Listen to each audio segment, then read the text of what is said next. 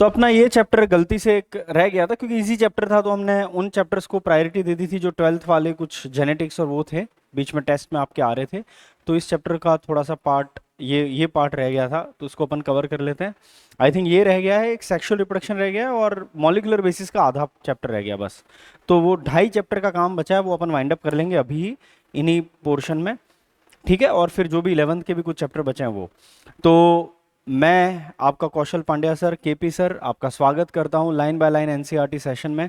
उम्मीद है ये सेशन आपको हेल्पफुल होगा। हम पूरी कोशिश करेंगे कि एक एक वर्ड एनसीईआरटी का आपको हिंदी हो या इंग्लिश हो, दोनों भाषा में ढंग से समझ में आए, ताकि आपको किसी भी मीडियम से हो, किसी भी बैकग्राउंड से हो, एनसीईआरटी को समझने में कोई तकलीफ ना हो। चूंकि ये चीज़ अपन ऑनलाइन सेशन कर रहे हैं, तो इसमें मैं एक्सप्लेनेशन पार्ट जो डिटेल्स होती हैं वो क्लास में बता चुका हूँ। यहाँ मैं बेसिकली एनसीईआरटी को ठीक से समझा दूंगा और कहाँ छुपे हुए क्वेश्चन एनसीईआरटी में जो हम सोचते हैं कि हमें आते थे या हमने एनसीईआरटी पढ़ लिए तो हमें पता है, लेकिन आप जब ये सेशन देखोगे तो आपको पता चलेगा कि तुझे लगता था कि तू है लेकिन तू नहीं है, वो वाला सीन क्रिएट होगा। तो आई ट्राई माई बेस्ट कि मैं आपको हिडन चीज़ें एनसीईआरटी की, उनके जो छोटे छोटे मोती हैं वो निकाल के दे पाऊँ, क्योंकि अगर आपको मोती ढूंढने हैं तो समुंदर की डेप्थ में तो जाना पड़ेगा। सरफेस पे या छीछले पानी के अंदर, शैलो वाटर में आपको मोती नहीं मिलते हैं।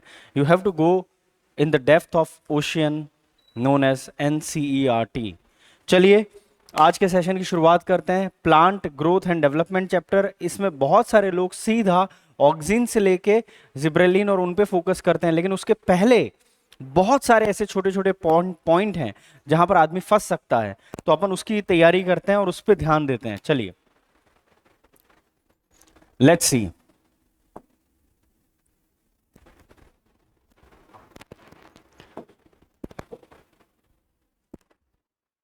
तो अपन स्टार्ट करेंगे। आपने ऑलरेडी ये सब पढ़ लिया है, चैप्टर में वो सब बोला है ना, रूट स्टेम लीफ इन सब के बारे में आपने पढ़ ही लिया है।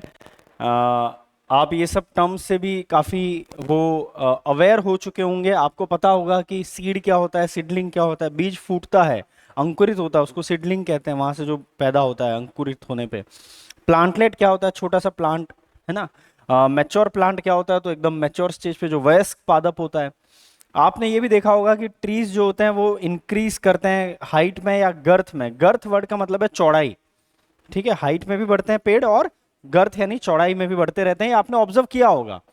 फिर ये कह रहे हैं कि द हाउएवर, जबकि पत्तियां हैं, फ्लावर हैं और फ्रूट हैं, ये इस तरह से नहीं चौड़े या मोटे होते, लेकिन लंबाई या चौड़ाई जो है वो किसकी बढ़ती है लगातार, स्टेम की बढ़ती रहती है, रूट की बढ़ती रहती है, ठीक है। इसका मतलब इन सब के अंदर लिमिटेड डायमेंशन में ग्रोथ होती है ना। और ये लोग अपीयर करते हैं और फॉल करते हैं periodically and some time repeatedly. तो पत्तियां हैं, फल हैं, फूल हैं, ये पीरियोडिकली आते रहते हैं और गिरते रहते हैं, जाते रहते हैं, ये सब चलते रहता है, right. Why does vegetative phase preceded flowering in plant. अब ये सवाल क्या कह रहा है कि जो कायिक अवस्था है, वेजिटेटिव स्टेज है, वो पहले क्यों होती है रिप्रोडक्टिव स्टेज के यानी फ्लावर्स बनने के प्लांट में, क्यों होती है। उसका जवाब है क्योंकि अगर ये एसर्शन रीजन में पूछ लें तो ये एसर्शन हो कि vegetative stage precedes the reproductive stage in plants, फिर रीजन में लिखा हो because this stage accumulates nutrition and energy for reproduction and the future generation, तो ये रीजन करेक्ट है।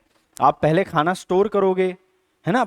लोग अपने यहाँ भी क्या करते हैं, समाज में कब शादी होती है, जब आप कमाने के लायक बन जाते हैं कि घर वालों को पाल पोस पाओगे, है ना। कोई भी माँ बाप यही सोचते हैं कि सामने वाला लड़का कमा रहा है तो हम बच्ची दें अपनी। क्यों? क्योंकि अगर वो कमा ही नहीं रहा है तो फिर पालेगा कैसे, अपनी आने वाली जनरेशन को कैसे संभालेगा। तो वेजिटेटिव फेज में आप खाना स्टोर करते हो, फोटोसिंथेसिस करके खाना बनाते हो और स्टोर करते हो, ताकि रिप्रोडक्शन में होने वाले खर्चे, शादी में होने वाले खर्चे दे पाओ और उसके बाद अगली पीढ़ी को कुछ दे पाओ आप विरासत में। नहीं तो वो कुपोषित होगी। अगर आप गरीब हैं तो अगली पीढ़ी को आप क्या दोगे, राइट, वो वाली चीज है। तो क्यों ये पहले होती है वेजिटेटिव फेज, वो आपको पता होना चाहिए। Then all plant organs are made up of variety of tissues. Is there any relationship between structure of cell, tissue and organ and function they perform? जी हाँ, हमने सेल चैप्टर में पढ़ा हुआ है कि जैसा सेल का स्ट्रक्चर होता है वैसा उसके अनुरूप उसका फंक्शन होता है। तो बिल्कुल स्ट्रक्चर और फंक्शन के बीच में एक रिलेशनशिप है। हिंदी में बोलें तो संरचना और कार्यात्मक रूप से जो कोशिका होती है उनके बीच में एक संबंध है। जैसी संरचनाएं हैं वैसे ही कार्य उनके होते हैं। आप उनके अंदर स्ट्रक्चर बदलेंगे तो उनके कार्य भी अफेक्ट होंगे। Can the structure and function of this be altered? क्या आप उसको अल्टर कर सकते हो, यानी बदल सकते हो? जी हाँ, बदल सकते हो, पर स्ट्रक्चर बदलोगे तो काम भी उसका अफेक्ट होगा, बदलेगा। All the cells of a plant are descendants of zygote. सारी पादप की कोशिकाएं, सारे प्लांट की सेल्स, एक प्लांट की सारी सेल्स यानी वो जाइगोट के ही वंशज हैं, जाइगोट से ही उपजे हुए हैं। ठीक है, ये आपको ध्यान होना चाहिए। तो ये स्टेटमेंट आया तो आपको बोलना है ट्रू। ठीक है, then the question is then why and how do they have different structural and functional attributes. अब ये कह रहे हैं अगर सारी कोशिकाएं या सारे टिश्यू आपके प्लांट के जाइगोट की सिंगल सेल से बने हैं तो फिर वो अलग अलग संरचनाएं कैसे पा रहे हैं, अलग अलग फंक्शन कैसे पा रहे हैं? वही तो गेम है, वही तो इस चैप्टर में आपको पढ़ना चाहिए। ठीक है, तो डेवलपमेंट क्या है, फिर विकास क्या है? तो development is sum total of two process, growth and differentiation. कि आपकी ग्रोथ कैसे हो रही है, वृद्धि, और डिफरेंशिएशन कैसे हो रहा है। ठीक है, now to begin with, it is essential and sufficient to know that development of mature plant from a zygote, है ना, follow a precise and highly ordered succession of event। कहा जाता है कि जो जाइगोट है वो प्रिसाइज वे में, ऑर्डर्ड वे में, यानी क्रमशः एक के बाद एक इवेंट को फॉलो करता है, प्रोसेस को फॉलो करता है, और वो पूरे प्लांट में, पादप में कन्वर्ट होता है। तो ये आपको बोला जाए कि it is orderly process and sequential process, तो ट्रू स्टेटमेंट है। इट इज रैंडम प्रोसेस, है ना, तो आप बोलेंगे फॉल्स। छोटी छोटी सी बातें हैं, बेसिक सी बातें हैं, लेकिन ध्यान देना है। नाउ आगे बढ़ते हैं। तो during this process a complex body organization is formed that produces root, stem, leaf, branch, flower, fruit, seed and eventually they die। ठीक है, तो इस प्रोसेस में, ये कैसा प्रोसेस है बोला इन्होंने? कॉम्प्लेक्स। इस वर्ड पे ध्यान दें, कैसा प्रोसेस है?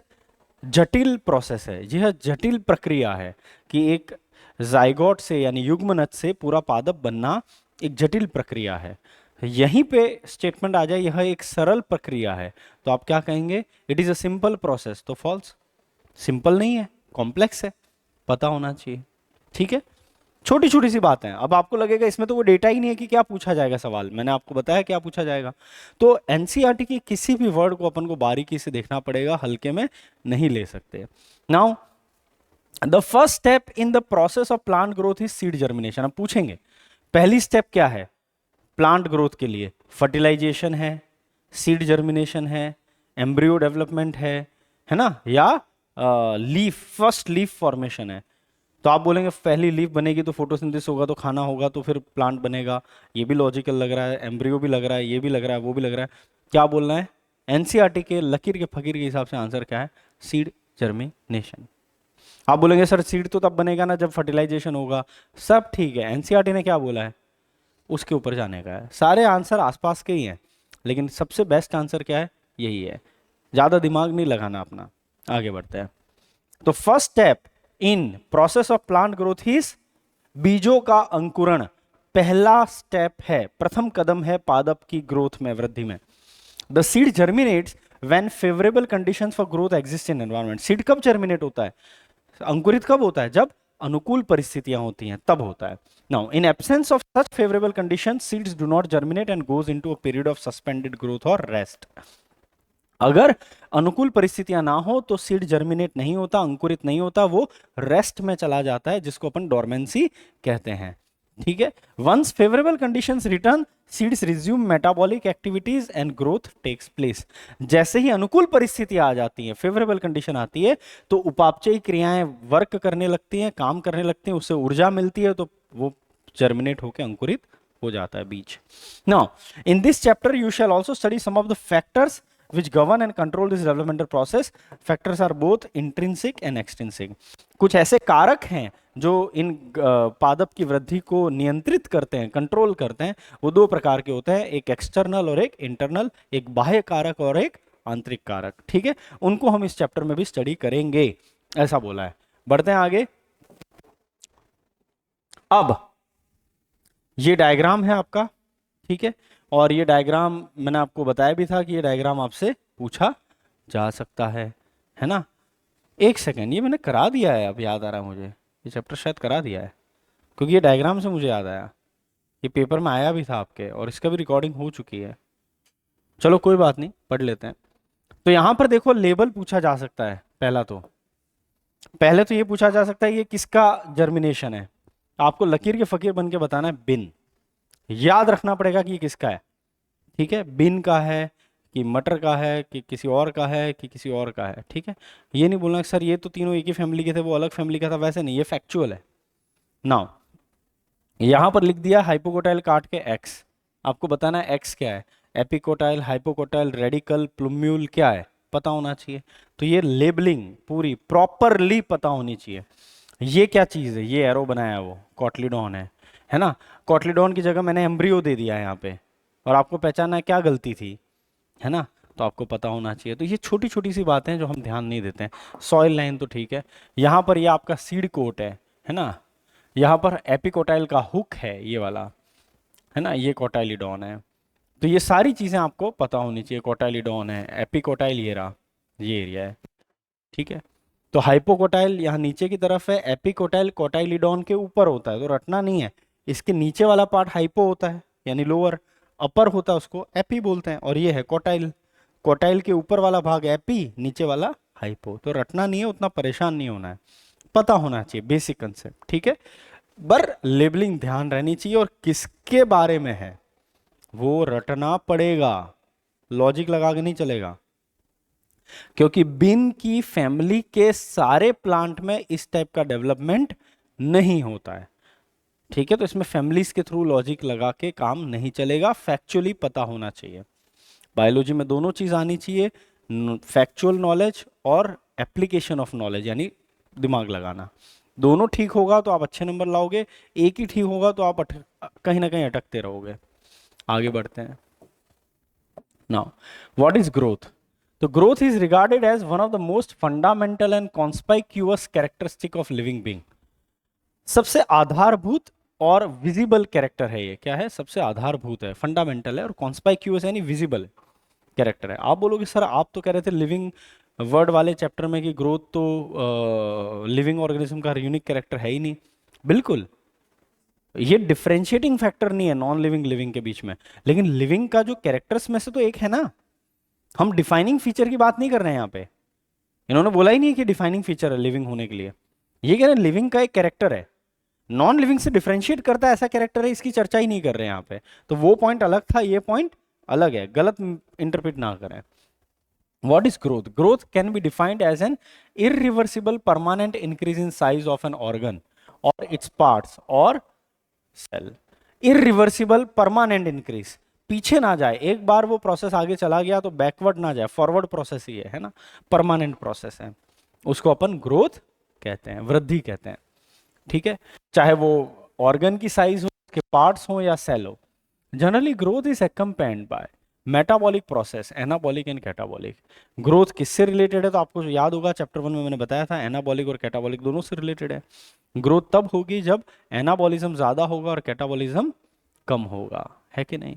क्योंकि एनाबॉलिज्म में क्या होता है, बनने वाली चीजें से ज्यादा होती है, सिंथेसिस ज्यादा होता है, कैटाबॉलिज्म में टूटना ज्यादा होता है। तो बनेगा ज्यादा और टूटेगा कम तब तो आप ग्रो करोगे, टूटेगा ज्यादा और बनेगा कम तो आप डी ग्रोथ करोगे, नेगेटिव ग्रोथ करोगे, है ना। अब ये that occurs on the expense of energy. Growth में एनर्जी तो लगेगी, बिना एनर्जी के ग्रोथ कैसे होगी, बिना ताकत के ग्रोथ कैसे होगी, बिना एटीपी मिले आप कैसे ग्रो करोगे। अगर आपको ऊर्जा नहीं मिल रही है, खाओगे नहीं तो कैसे ग्रो करोगे, सिंपल सी बात है ना, कुछ रटने का नहीं है। फिर एग्जाम्पल पूछा है, expansion of leaf is growth. जैसे पत्ती एक बड़ी होती है, लंबी होती है, तो वो ग्रोथ है। How would you describe the swelling of peace of would when placed in water. फिर ये पूछ रहे हैं कि एक लकड़ी, सूखी लकड़ी का टुकड़ा होता है, उसको पानी में रख दो तो वो फूल जाती है, क्या इसको आप ग्रोथ कहेंगे, नहीं कहेंगे। क्यों, क्योंकि वो रिवर्सिबल है, ऊपर लिखा है इरिवर्सिबल परमानेंट इंक्रीज होता है, उसको हम ग्रोथ कहते हैं। तो ये ध्यान देना है अपने को, ठीक है। चलिए नाउ आगे बढ़ते हैं। Plant growth generally is indeterminate. In general plant growth क्या होती है, इनडिटर्मिनेट, इनडिटर्मिनेट का मतलब होता है अनलिमिटेड। ये मैं आपको चैप्टर 1 में भी पढ़ा देता हूँ, इसलिए वापस यहाँ पे रिवीजन नहीं लगता, आपको लगता है सर ये तो अपन पढ़े हुए हैं। इनडिटर्मिनेट का मतलब है अनलिमिटेड। किसकी वजह से अनलिमिटेड होती है? मेरिस्टेम, विभज्योतक, विभाजित होने वाले ऊतक जो लगातार डिवाइड करते रहते हैं, विभाजित होते रहते हैं, उनकी वजह से। आइए देख लेते हैं वो भी। प्लांट ग्रोथ इज यूनिक, अलग टाइप की है, क्योंकि plant retain the capacity of unlimited growth throughout their life. इस है ना, this ability of plant due to presence of meristem at certain location in their body. क्या पूरी body में every organ, every part is showing unlimited growth? No, certain location, तो true statement. तो यहां पर खेला किस वर्ड पे हो रहा है? आपने ध्यान नहीं दिया, जल्दी जल्दी में लाइन पढ़ ली कि plant growth is indeterminate because of meristem and plant growth occurs through out their life in all parts of their body. आपने जल्दी जल्दी में ऑल वर्ड पे फोकस ही नहीं किया, फंस गए आप। ऑल पार्ट्स है ही नहीं, पत्तियों में अनलिमिटेड ग्रोथ कहाँ होती है? फलों में कहाँ होती है? फूलों में कहाँ होती है? स्टेम में होती है और रूट में होती है, क्योंकि वहां अपाइकल मेरिस्टेम है, रूट अपाइकल और स्टेम अपाइकल, राइट। पर पत्तियों में तो अनलिमिटेड ग्रोथ नहीं होती है, फूलों में नहीं होती है, फलों में नहीं होती है ना। तो certain parts, not all parts. Every word matters. यही गलतियां अगर अपन सुधार लेंगे, ढंग से क्वेश्चन की लैंग्वेज पढ़ेंगे, मार्क्स अपने आप अच्छे आएंगे। Now the cells of such meristems have the capacity to divide and self perpetuate. तो मेरिस्टेम की सेल जो होती है उनमें कैपेसिटी होती है विभाजित होने की, डिवाइड करने की और खुद से ग्रो करने की। सेल्फ परपेचुएट का मतलब है खुद से डिवाइड करके ग्रो करना। Now the product however soon loses the capacity to divide and such cells make up the plant body. अब इनके डिवीजन के बाद मेरिस्टेम के बहुत सारी सेल्स ऐसी बन जाती हैं जो आगे जाके कैपेसिटी ऑफ डिवीजन लूज कर देती है, यानी वो आगे विभाजित नहीं हो पाती। उनको अपन क्या बोलते हैं? डिफरेंशिएटेड सेल, है ना। Now this form of growth where new cells are always being added to the plant body by activity of meristem is called as open form of growth।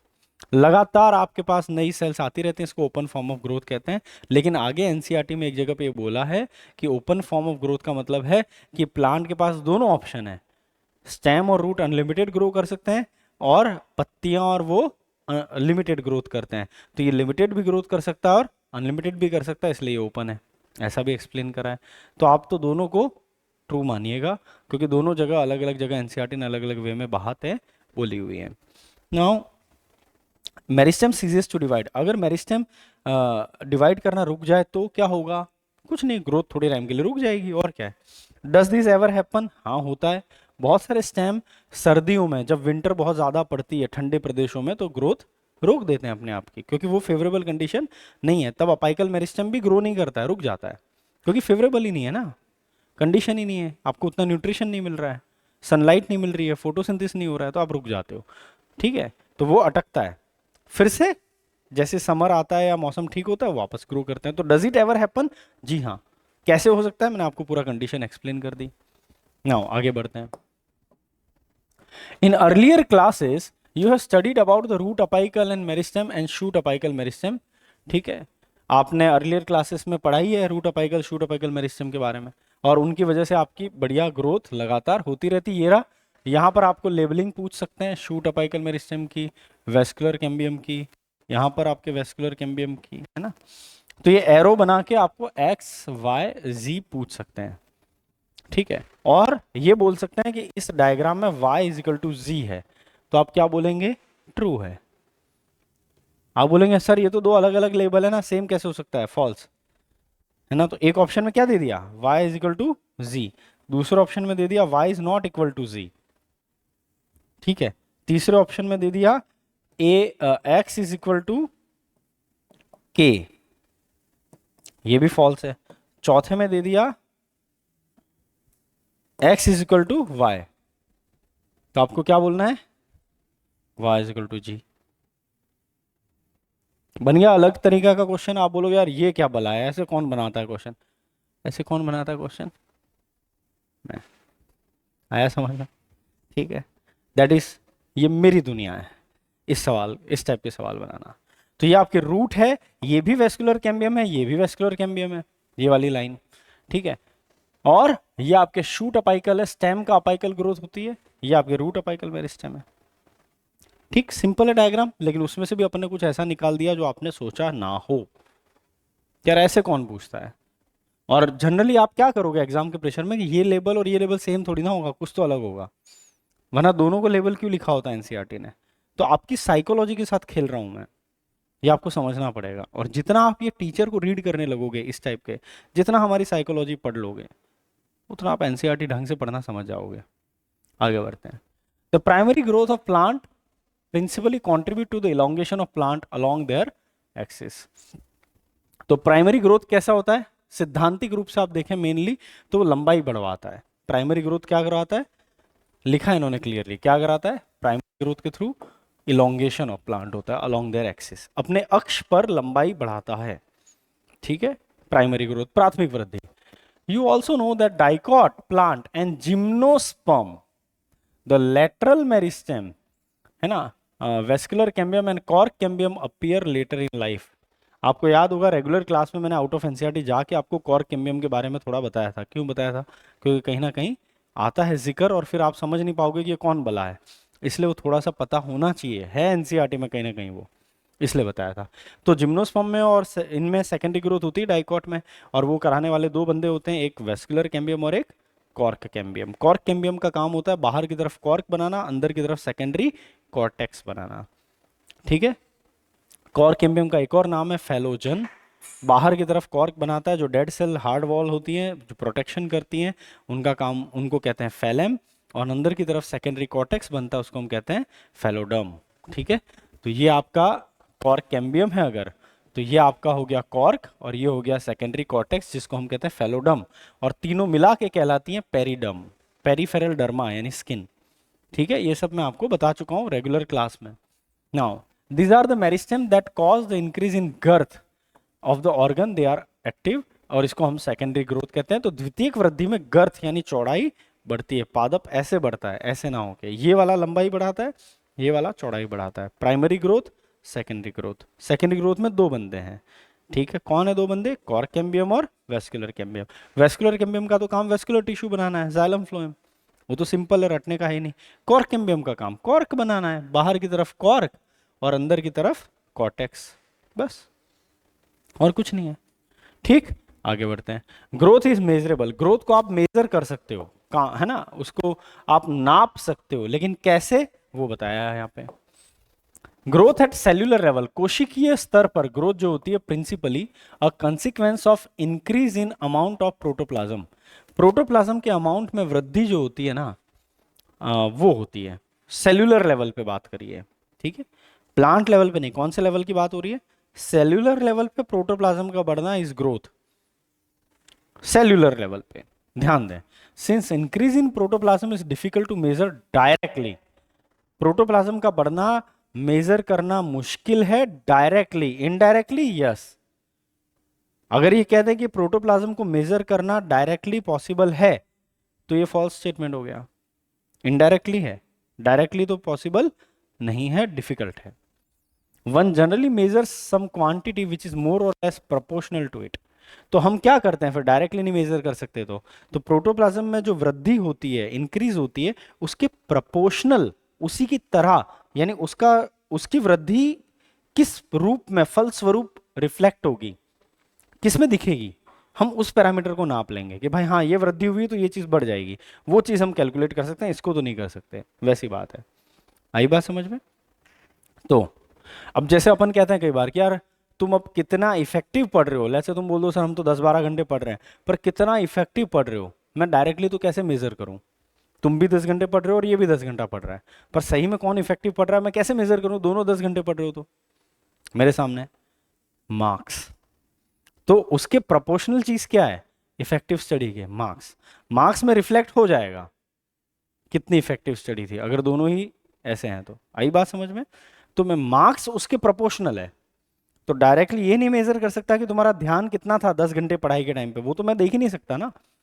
कोई भी 2-3 बंदे हैं वो 10-11 घंटे पढ़ रहे हैं, मैं कैसे समझ जाऊं कि इसने ज्यादा पढ़ा है इसने कम पढ़ा है?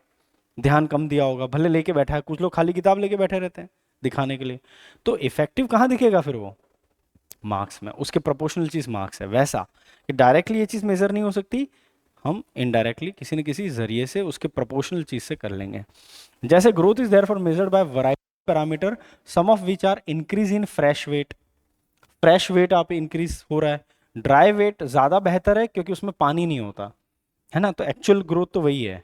फ्रेश वेट में तो कई बार आप पानी ज्यादा सोख लो, है ना, आपकी पानी सोखने की क्षमता ज्यादा हो तो फिर आपका फ्रेश वेट ज्यादा आ जाएगा, पर वो गलत पैरामीटर है ना। लेंथ हो गई, एरिया हो गया, वॉल्यूम हो गया, सेल का नंबर हो गया। तो अब आप देखेंगे कि एक सिंगल मेज की रूट जो होती है, root apical meristem can give rise to more than 17,500 new cells per hour. याद रखना पड़ेगा, मेज की जगह वाटरमेलन कर दिया गलत हो जाएगा, मेज के अंदर रूट की जगह शूट कर दिया गलत हो जाएगा, रूट की कितने सेल्स हैं, 17,500 सेल्स हैं, वो डेटा चेंज कर दिया गलत हो जाएगा। पर आर की जगह पर मिनट कर दिया या पर डे कर दिया तो भी गलत हो जाएगा। पर आर यानी 60 मिनट में इतनी है, तो मैं इसको 1 मिनट में कितनी होंगी वो डिवाइड करके डेटा लिख दूं, तो आप बोलोगे 17,500 रटा था, यहाँ तो कुछ और ही लिखा है। तो भाई वो डिवाइड बाय 60 है ना, पर मिनट बोला है तो बात तो सही है। 17,500 60 मिनट में हो या 1 मिनट में उसके डिवाइड बाय 60 वाला डेटा लिखा हो, बात तो सेम है। तो आपको दिमाग थोड़ा शांत रख के पेपर देखना पड़ेगा, इसको अपन कहते हैं पेपर अटेम्प्टिंग टेम्परामेंट। टेम्परामेंट कैसा है, किस टेम्परामेंट के साथ पेपर कर रहे हो, दैट मैटर्स। वाटरमेलन में सेल की जो साइज होती है, यहाँ नंबर की बात हो रही है, यहाँ साइज की बात हो रही है, कितना बढ़ जाती है, 3,50,000 गुना। अब कई बार जल्दबाजी में आप देखोगे तो एक जीरो कम कर देंगे और आप जल्दी जल्दी में उसको 3,50,000 ही आपका ब्रेन पढ़ रहा है और टिक करके आगे बढ़ गए और साइलेंटली उसने एक जीरो कम रखा था, ठीक है, तो आप गलती कर गए। तो ध्यान देना है हर एक वर्ड पे, है ना। एक जगह पे आपका इंक्रीज इन सेल नंबर था, एक जगह पे आपका साइज था, है ना, एक जगह पे नंबर, एक जगह पे साइज, तो अलग अलग जगह पे अलग अलग होता है ये बताया है। तो सब जगह पे ग्रोथ का पैरामीटर सेम होता है नहीं, अलग अलग है। उदाहरण के तौर पे ये ली, while the growth of pollen tube, pollen tube की ग्रोथ कैसे मेजर की जाती है, लेंथ के टर्म्स में, इंक्रीज इन सरफेस एरिया के टर्म्स में। अब सरफेस एरिया के टर्म्स में आप कहाँ देखते हो, डॉर्सी वेंट्रल लीफ यानी डाइकॉट लीफ की बात करिए, क्योंकि मोनोकॉट की लीफ रिलेटिवली लंबाई में बढ़ती है, वो पतली और लंबी होती हैं। ग्रासेस देखो आप, तो वहां लंबाई बढ़ती है, यहाँ पर चौड़ाई और वैसा ओवरऑल एरिया बढ़ता है। किसमें, डाइकॉट में। पीपल के पत्ते में देखो और गेहूं के पत्ते में देखो या घास के पत्ते में देखो तो बहुत फर्क है ना। तो क्लियर किया है इन्होंने, कौन सी लीफ है, डाइकॉट की लीफ, डॉर्सी वेंट्रल लीफ। ठीक है, आगे बढ़ते हैं। Now phases of growth. अब ये वाले डायग्राम में भी आपको ध्यान देना है कि ये डायग्राम आपका किस मेथड पे, किस टेक्निक पे बनाया गया है। ऐसी ऐसी चीज पूछ लेंगे और आप बोलोगे साला ये कहाँ गया, ये क्या पूछ लिया है, ठीक है।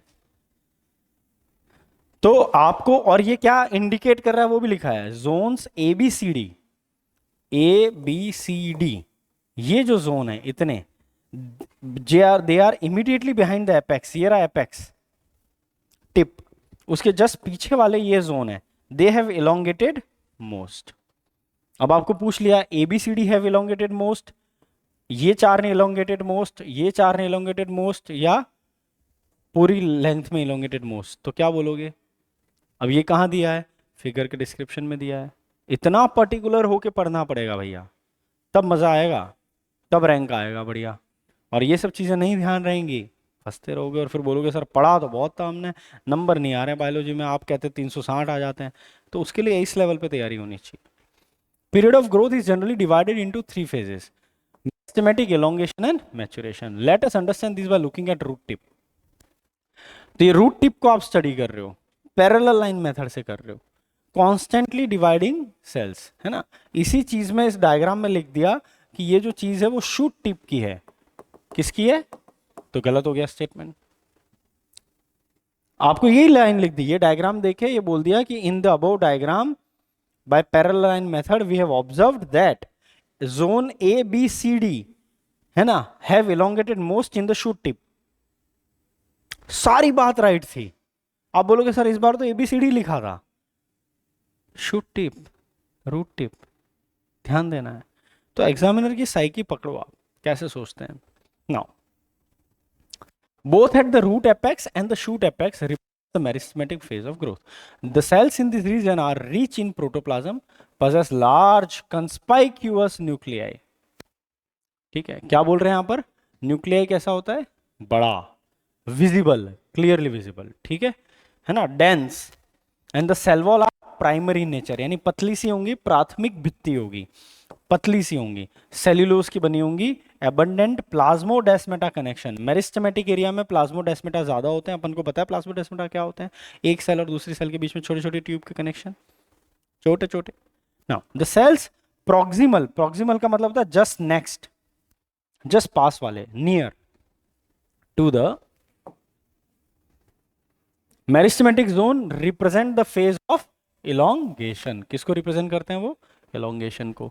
इंक्रीज्ड वैक्यूलेशन, वहां पर आपका वैक्यूल की साइज बढ़ जाती है, ठीक है, कहां पर? इलोंगेशन में वैक्यूल बड़े हो जाते हैं, फूल जाते हैं, पानी अंदर आता है तो वो फूल जाते हैं, टर्गर प्रेशर लगता है तो सेल वॉल एक्सपेंड करती है, तो सेल लंबाई में बढ़ती है, ये प्रोसेस है।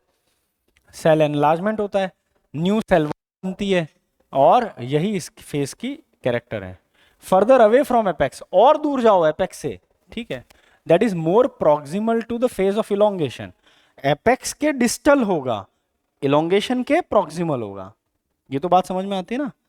एपेक्स से तो दूर जा रहे हो, प्रॉक्सिमल इसके, लेकिन पास वाला जोन ऊपर की तरफ। Lies portion of axis which is undergoing phase of maturation, अब मैच्योरेशन फेज होता है, ठीक है। ये अपनी मैक्सिमम साइज अटेंड कर लेते हैं, मैक्सिमम थिकनिंग हो जाती है, प्रोटोप्लाज्म में मोडिफिकेशन हो जाते हैं, ये बोला है, क्योंकि अब वो डिफरेंशिएशन पे आ रहे हैं। Most of the tissue and cell type you have studied in earlier classes represent this phase. अब ये लाइन बोले कि most of the tissues we have studied in anatomy chapter belong to meristematic zone, elongation zone, maturation zone, और none of this. क्या बोलोगे? Maturation zone, ठीक है। आप ये नहीं बोल सर हर जगह तो मेरिस्टेम की चर्चा हो रही थी, नहीं नहीं नहीं नहीं, इस जोन की बात हो रही है। Now we come to growth rates. The increased growth per unit time is termed as growth rate, है ना। Growth per unit time growth rate है, कोई भी रेट ऐसे ही निकालते हैं अपन, क्या स्पीड है पर यूनिट टाइम, है ना। Thus, the rate of growth can be expressed mathematically. An organism, as part of organism, can produce more cells in a variety of ways. ठीक है। Anyway, arithmetic growth देखते हैं। एक से दो सेल बनती हैं, एक इनएक्टिव रहती है, अगली वाली डिवाइड होके दो सेल, ये वाली इनएक्टिव रह गई, ये वाली ये रही, ये वाली ये इनएक्टिव है। अब इसने डिवाइड करके दो सेल बनाई, उसमें से ये इनएक्टिव हो गई, ये एक्टिव है, ये डिवाइड करके दो सेल बना रही है, फिर ये इनएक्टिव है, तो ये तो दोनों इनएक्टिव थी ही एज इट इज, तो हर बार सिर्फ एक सेल डिवाइड कर रही है, तो ये n+1 पैटर्न में नंबर बढ़ेगा, एक, फिर दो, फिर तीन, फिर चार, इसमें लीनियर ग्रोथ होगी, ग्राफ ऐसा आएगा। यहां पर एक से दो, दो से चार, चार से आठ, आठ से 16, तो ये 2 की पावर n वाली ग्रोथ हो रही है ना। इसको अपन लॉगरिथमिक या एक्सपोनेंशियल ग्रोथ कहते हैं, लगातार तेजी से ग्रोथ होना। हर सेल डिवाइड कर रही है, इसमें एक सेल डिफरेंशिएट हो गई, वो डिवाइड नहीं कर रही है, इसमें सारी कर रही हैं। तो आप बोलोगे सर ये स्टेज कब होती है, ये स्टेज कब होती है, ये बताओ हमें, या कहाँ होती है? तो दिखाया उन्होंने डायग्राम में, आइए।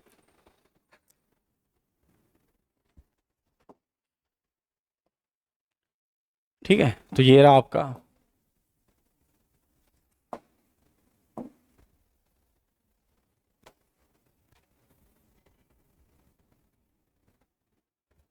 यहां पर जाइगोट डिवाइड कर रहा है, एक से दो, दो से चार, चार से आठ, ये सब कौन सी फेज है?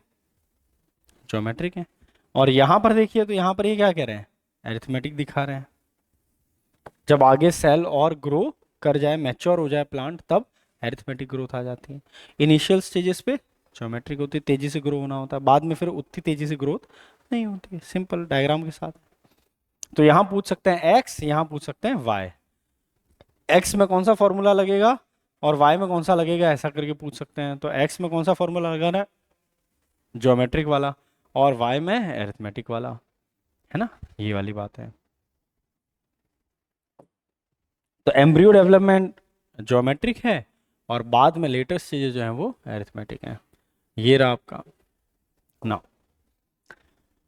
Growth rate shows an increase in that may be arithmetic और ज्योमेट्रिक। अरिथमेटिक में following mitotic cell division only one daughter cell continues to divide and other differentiates and matures. The simplest expression of arithmetic is exemplified root elongation. यहाँ ध्यान देना है, arithmetic growth कहाँ देखने को मिलेगी? रूट इलोंगेशन में। कहाँ पर? रूट के एलोंगेशन में, जो कांस्टेंट रेट पे धीरे धीरे हो रही है। On plotting the length of organ against time, किसके अगेंस्ट किया है, यहाँ पर ये भी ध्यान देना पड़ेगा कि इस एक्सिस पे क्या दिया है, इस एक्सिस पे क्या दिया है। यहाँ पर भी आपको गलत हो सकता है, आपने ध्यान नहीं दिया तो। पूरा ग्राफ राइट होगा, ऐसा ही होगा, ठीक है, लेकिन यहाँ पर हो सकता है। दूसरा चीज, इन्होंने यहाँ से स्टार्ट करा है, जीरो से नहीं करा है, ये जीरो है, तो थोड़ी सी इनिशियल लेंथ थी, ऐसा बताया है, थोड़ी सी थी, उसके बाद इस तरह से लीनियर ग्रोथ हो रही है। लीनियर में ऐसा ग्राफ आएगा स्ट्रेट ऊपर जाते हुए। क्या फॉर्मूला है, L T L zero plus R T, simple formula है। Length after time T is initial length plus क्या रेट है इनटू टाइम कर दिया, कॉमन सेंस है। Let us now what happens in geometric growth, वो study करते हैं। In most system the initial growth is slow, lag phase. बहुत सारे सिस्टम में इनिशियल ग्रोथ स्लो होती है, लैग फेज होती है। लैग फेज का मतलब क्या है, एडेप्टेशन, आप टाइम ले रहे हो, लैग कर रहे हो, पीछे हो, है ना। And then it increases rapidly thereafter at exponential rate, जिसको हम लॉग फेज या एक्सपोनेंशियल फेज कहते हैं। एक बार आप सेट हो गए, फिर आप तेजी से ग्रो करते हो, सेट होने में टाइम लगता है, तो लैग फेज होती है, वो स्लो ग्रोथ होती है। तो पहले ग्राफ नीचे ही रहता है स्लो, फिर तेजी से ऊपर जाता है, फिर सैचुरेशन आ जाता है, तो इसको अपन एस शेप्ड कर्व या सिग्मोइडल कर्व भी बोलते हैं।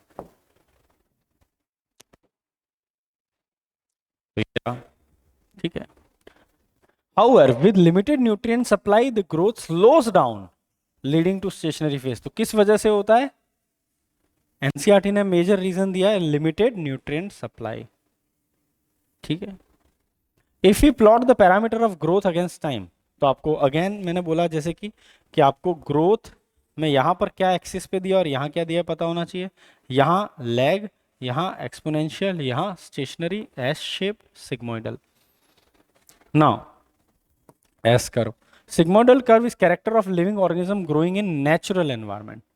क्या बोल रहे हैं, ये पूछा जा सकता है, जो ऑर्गेनिज्म नेचुरल एनवायरनमेंट में रह रहे हैं, प्राकृतिक वातावरण में रह रहे हैं, उनकी ग्रोथ कैसी होती होगी, ऐसी होती होगी, है ना। It is typical for all cells, tissues and organs of a plant. यानी ये प्लांट के लिए भी, सारी सेल हो कि टिश्यू हो कि ऑर्गन के लिए भी एप्लीकेबल है। तो कल को बोल दे कि सेल्स और टिश्यू के लिए एप्लीकेबल है पर ऑर्गन के लिए नहीं है, तो स्टेटमेंट क्या हो गया, फॉल्स। ऐसे सवाल बन जाता है इन चीज़ों पे। Then can you think of more similar example, है ना। तो यस, हम सोच सकते हैं जैसे लैब कंडीशन में माइक्रो ऑर्गेनिज्म की जो ग्रोथ होती है वो भी ऐसे ही होती है, S shaped. Can you think of that, yes we can think of some more example. Tissue culture में कैसे ग्रोथ होती है, वो भी ऐसी होती है। ठीक है। नाउ क्या फॉर्मूला है, W1 one is equal to W0 e base r t. तो W1 क्या है, final size, weight, height, number, कुछ भी हो सकता है ना। W0 इनिशियल साइज, R क्या है, ग्रोथ रेट, T क्या है, टाइम, E क्या है, बेस ऑफ नेचुरल लॉग। इसमें तो कुछ है ही नहीं ज्यादा रटने का, सिंपल है। R के लिए एक और टर्म है, रिलेटिव ग्रोथ रेट भी हो सकती है ना। ये क्या करती है कि प्लांट मटेरियल कितना आपका आया है उसको रेफर करती है, तो इसको एफिशिएंसी इंडेक्स भी कहते हैं। तो यहाँ पे एफिशिएंसी इंडेक्स को किससे डिनोट करते हैं, पूछा जा सकता है, R, है ना। R ग्रोथ रेट है, रिलेटिव ग्रोथ रेट है, या एक और नाम दिया इन्होंने, कौन सा, एफिशिएंसी इंडेक्स, वो ध्यान देना है। ठीक है। फिर ये रिलेटिव ग्रोथ रेट को इन्होंने दो पत्तों के साथ समझाया हुआ है, अपन ने पढ़ाई है। पहले इनिशियल साइज एक की 5 थी, अब 10 हो गई, एक की 50 थी, अब 55 हो गई। ठीक है, एक वीक में, हफ्ते में, दोनों को एक हफ्ता दिया, दोनों में 5 सेंटीमीटर स्क्वायर बढ़ गया। तो आप एब्सोल्यूट ग्रोथ देखते पर यूनिट टाइम, तो दोनों में कहते हैं 5 सेंटीमीटर पर वीक, दोनों में 5 सेंटीमीटर बढ़ा है एक वीक में। लेकिन रिलेटिव ग्रोथ देखोगे तो एक में 10% ग्रोथ है, एक में 100% है ना। वो फॉर्मूला है फाइनल माइनस इनिशियल अपॉन, है ना, इनिशियल इंटू 100 कर दो। तो फाइनल इसका क्या था, minus initial upon initial into 100। तो ये कितना आएगा, 5/5 इंटू 100 क्या आएगा, 100%। और यहां पर 55 माइनस 50 अपॉन 50 इंटू 100, तो क्या आएगा ये 5/50, क्या आएगा 10%, है ना। तो अभी आपको क्या लग रहा था, दोनों जगह पे सेम ग्रोथ हुई है, कितनी, 5 centimetre square, 5 centimetre square. Absolute growth देखते तो यही होती, रिलेटिवली देखते कि पहले के कंपेयर में कितनी हुई है, हम हमेशा कहते हैं ना कि दूसरों से कंपेयर मत करो, अपने आप से करो कि कल तुम कहाँ थे और आज तुम कहाँ हो। तो ये वो रिलेटिव ग्रोथ रेट है। कल तुम कहाँ थे और आज तुम कहाँ हो, उसके कंपेयर में मत जाओ, अपना देखो, है ना। तो ये वो वाली बात है रिलेटिव ग्रोथ रेट, कि कल तुम कहाँ थे उसके रेस्पेक्ट में आज कितना ग्रोथ करे हो। तुम 200 नंबर पे थे और तुम नीट में 400 ला रहे हो, तुमने डबल करी है ग्रोथ। अब किसी के तब भी 600 आ रहे हैं तो उसमें दुखी होने की उतनी जरूरत नहीं है, क्योंकि तुम जहां थे वहां से ऐसे ही बढ़ा जाता है। 400 ही आएंगे पहले, फिर 500 आएंगे, फिर 600 आएंगे। दूसरे का महल देख के अपना झोपड़ा नहीं जलाया जा सकता ना, वो वाली बात है। आप अपने आप से compete करते रहिए, अपने आप को डे बाय डे इंप्रूव करिए। अगर वो नहीं हो रहा है तो आप गलत कर रहे हो। पर अगर आप सोचो कि मैं 200 नंबर वाला स्टूडेंट था और अचानक से मेरे 700 आ जाए, नहीं होता है भाई है। अगर इतना आसान होता और इतना जल्दी होता होता तो सब डॉक्टर बन रहे थे, कोई डिप्रेशन में नहीं आता, कोई परेशान नहीं होता लाइफ में। हमेशा मैं कहता हूँ, बहुत कठिन मंजिल अगर आपने तय करी है तो उसके रास्ते आसान नहीं हो सकते। कठिन मंजिल है तो रास्ते भी कठिन होंगे, कठिनाइयों से गुजरना पड़ेगा, ये एक्सेप्ट करो तब कूदो इसमें। तुमको चाहिए कि इजीली हो जाए सब कुछ, नहीं। You should be ready for depression, tough thing. ऊपर उतार चढ़ाव हो रहे हैं, गड़बड़ें चल रही हैं, सर मन नहीं कर रहा पढ़ने का, ये सब होगा, ये तैयार रहना चाहिए। तो मजा आएगा प्रोसेस में कि भाई हमने चुना भी तो ऐसी चीज थी ना कि वो हल्की नहीं थी, तो फिर हल्के में मिल भी जाएगी क्या? हल्के में यूं ही मिल जाती नीट की सीट तो फिर तो बात ही अलग थी। चलिए आगे बढ़ते हैं। The quantitative comparison between the growth in living system made two ways. Measurement and comparison of total growth per unit time is called absolute growth. Absolute growth क्या है? एक यूनिट टाइम में कितनी ग्रोथ हुई। दूसरा, the growth given system per unit time, है ना, on a common basis which is per initial parameter which is relative growth rate. मैंने आपको समझा दिया, इनिशियल पैरामीटर के कंपेयर में रिलेटिव ग्रोथ है, फॉर्मूला के साथ बता दिया। तो अगर आप देखोगे तो इन्होंने वही कहा है कि दोनों में एब्सोल्यूट ग्रोथ सेम थी दोनों पत्तियों में, लेकिन रिलेटिव ग्रोथ में जमीन आसमान का फर्क था।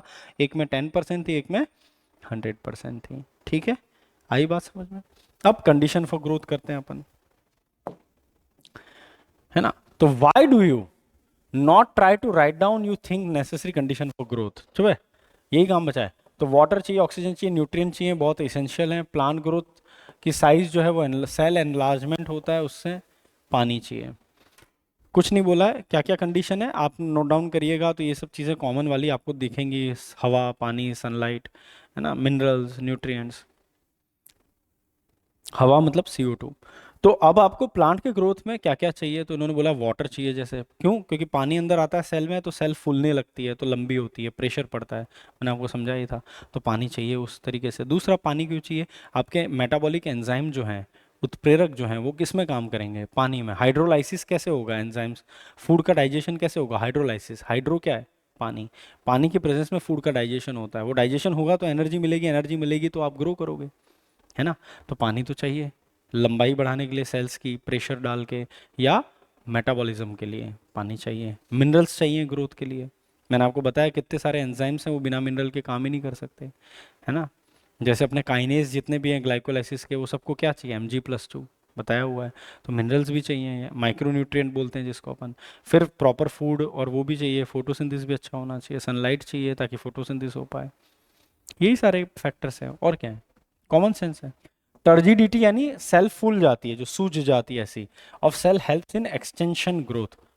जब सेल फूलती है तो प्रेशर पड़ता है तो सेल लंबी होने लगती है, बोला है, एक्सटेंशन हो जाता है। तो plant growth and development is intimately link to water status of the plant. इसका मतलब पानी की अवेलेबिलिटी ग्रोथ को अफेक्ट करती है। फिर वाटर एंजाइमेटिक एक्टिविटी के लिए मीडियम की तरह काम करता है, माध्यम का काम करता है, वो अभी आपने को समझा दिया मैंने। ऑक्सीजन चाहिए ताकि एनर्जी मिले आपको। बिना ऑक्सीजन के तो आपको एक ग्लूकोज से 2 ही ATP मिलता है, ऑक्सीजन होगा तो एक ही ग्लूकोज से 38 ATP मिलेगा, 19 गुना ज़्यादा। तो एनर्जी कहाँ से आएगी बिना ऑक्सीजन के? हवा चाहिए, ऑक्सीजन चाहिए।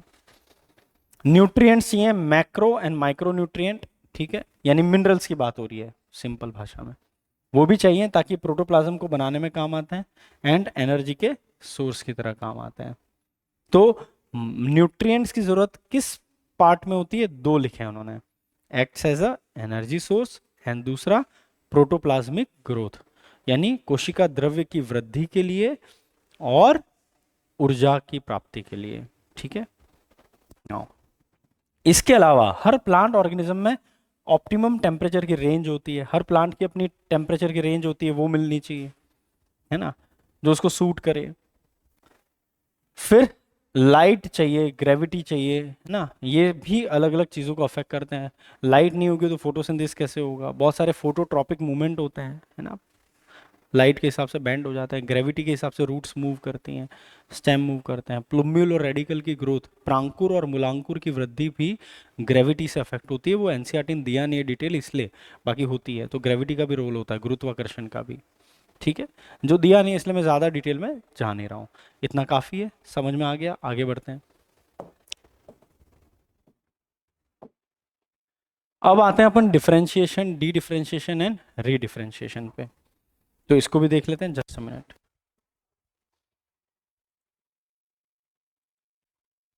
हाँ, तो differentiation, D differentiation and re differentiation अपन करते हैं।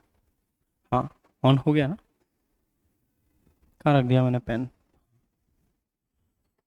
तो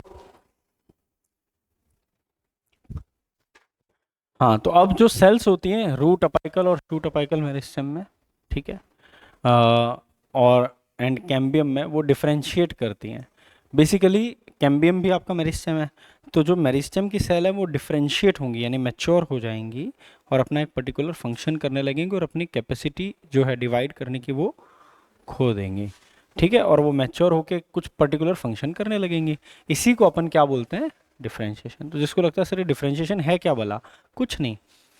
दे lose the capacity to divide, divide करने की, विभाजित करने की क्षमता को खोना और मैच्योर हो जाना, किसी पर्टिकुलर फंक्शन को करने लगना, पर्टिकुलर असाइंड फंक्शन को, तो आप उसे डिफरेंशिएशन कहते हैं। ठीक है, उसको बंद कर दो।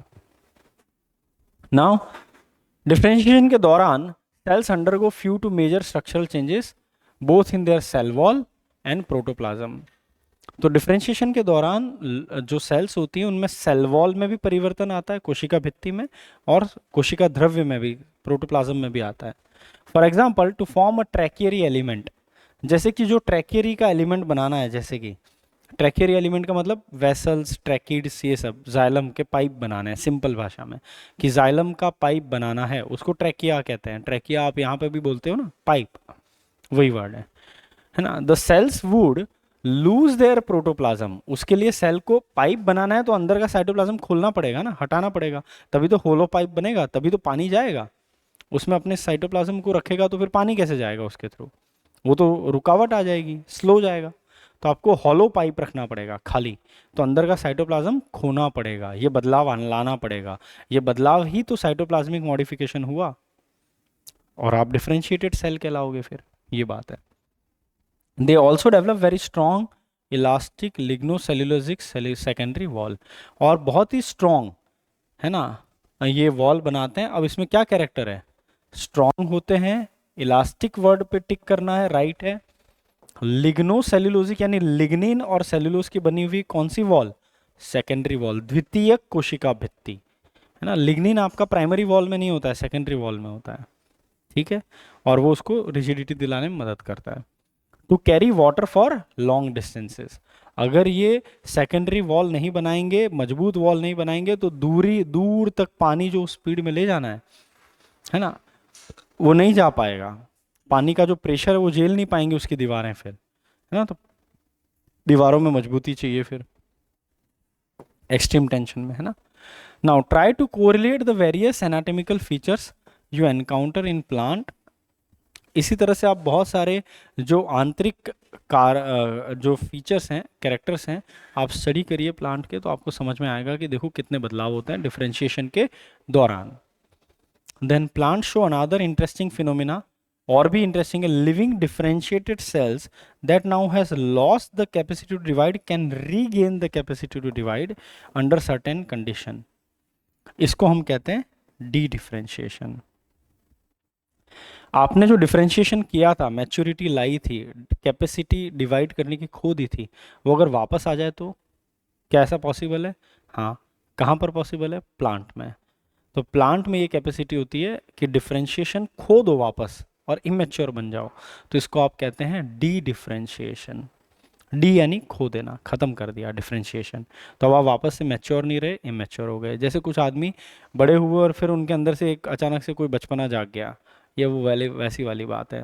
ठीक है, कि इनमें फिर से इमेच्योरिटी आ गई, ये मैच्योर नहीं रहे, और इनमें फिर से कुछ भी बनने की क्षमता आ गई कि अरे नहीं मुझ में बचपना आ गया है। कुछ होता है ना 50 साल की उम्र में बोलेंगे नहीं अब मेरे को ये नहीं करना है ना, मुझे कुछ अलग करना है, मुझे कुछ ये करना है, नया ट्राई करना है, उसके लिए सीख रहे हैं, लग रहे हैं, क्लास अटेंड कर रहे हैं, है ना। तो वो वाली चीज़ है कि कुकिंग क्लास अचानक ज्वाइन कर ली और फिर शेफ़ बन रहे हैं, अचानक से कुछ और थे और कुछ और बन रहे हैं। तो ये वाली बात है, तो डी डिफ्रेंशिएशन है, आपने अपना डिफ्रेंशिएशन मैच्योरिटी खो दी, आप कुछ नया बनने के लिए तैयार हो गए, दैट इज डी डिफ्रेंशिएशन। और वो नया बन गए सीख के, तो री डिफ्रेंशिएशन, री यानी फिर से डिफ्रेंशिएट हो गए। पहले आप जो भी इंजीनियर थे और अब आप शेफ़ बन गए, कुकिंग करने लग गए, तो आपका फिर से कोई परमानेंट मैच्योर काम आ गया ना, फंक्शन आ गया ना, क्या, कुकिंग, शेफ़ हो गए। आप होटल में काम कर रहे हो, ताज में ना, आपका ड्रीम था कि यार मेरे को मज़ा आ रहा है उसमें, ये इंजीनियरिंग की जॉब से बोर हो गया, नहीं करनी है लाइफ, तो फिर आप री डिफ्रेंशिएशन, वो है, फिर से डिफ्रेंशिएट हो गए। This phenomena is D differentiation, पहला वाला, खो देना, वापस से वयस्क अवस्था को खो के बच्चा बन जाना। For example formation of meristem, तो ये मेरिस्टेम बनेंगे कौन से वाले, interfascicular cambium and cork cambium, इसलिए मैंने पढ़ा दिया था आपको ये, क्योंकि यहाँ पर ये नाम वापस आ रहे हैं ना, डी डिफ्रेंशिएटेड कौन है, री डिफ्रेंशिएटेड कौन है, वो आपको 4-5 नाम दे देंगे, ये कैम्बियम वो कैम्बियम, ये सेल वो सेल, और पूछेंगे इनमें से कौन से प्रोडक्ट हैं डी डिफ्रेंशिएशन के, कौन से प्रोडक्ट हैं री डिफ्रेंशिएशन के, है ना। तो जितने भी सेकेंडरी स्ट्रक्चर बने होंगे, जैसे secondary xylem, secondary phloem, secondary cortex, cork cell, ये सब क्या है, री डिफ्रेंशिएशन का प्रोडक्ट है। डी डिफ्रेंशिएशन का प्रोडक्ट कौन होगा, ये ले, cork cambium and intrafascicular cambium जो स्टेम में होगी डाइकॉट के, और रूट के अंदर जो भी कैम्बियम बनती है वेस्कुलर कैम्बियम, वो भी डी डिफ्रेंशिएशन से बनती है। ये 3 चीज़ें आपकी डी डिफ्रेंशिएशन की प्रोडक्ट है। आप चाहो तो मैं यहाँ लिख सकता हूँ ताकि आपके काम आ जाए। डी डिफ्रेंशिएशन के प्रोडक्ट क्या हैं, तो डी डिफ्रेंशिएशन के प्रोडक्ट हमेशा मेरिस्टेम होंगे, याद रखना, हमेशा क्या होंगे, मेरिस्टेम होंगे। मेरिस्टेम के ही एग्जाम्पल होंगे, कैम्बियम सी होंगी, कौन सी, इंटरवेसिकुलर कैम्बियम, इसी का दूसरा नाम इंटरफेसिकुलर भी है, ठीक है, ये नाम या ये नाम एक ही बात है। दूसरा कॉर्क कैम्बियम, चाहे वो स्टेम की हो या रूट की हो, दोनों। और तीसरा आपका आता है इसमें रूट्स वेस्कुलर कैम्बियम। ये तीनों चीजें कहां बोलनी है, तो आप बोलेंगे डाइकॉट्स में। कहां बोलेंगे, यही लाइन लिखी हो और पीछे मोनोकॉट लिख दिया या गेहूं लिख दिया तो स्टेटमेंट गलत है, वहां नहीं होता है गेहूं में। फिर रीडिफरेंशिएशन के प्रोडक्ट कौन से होंगे, तो रीडिफरेंशिएशन वाले जनरली कैसे होंगे, आगे सेकेंडरी लगा होगा, जैसे सेकेंडरी जाइलम, सेकेंडरी फ्लोएम और कॉर्क सेल्स। इसके आगे सेकेंडरी लिखने की जरूरत नहीं है क्योंकि प्राइमरी में कॉर्क बनती ही नहीं है, इसलिए सेकेंडरी रे पेरेनकाइमा, ये नोट डाउन कर लें आप।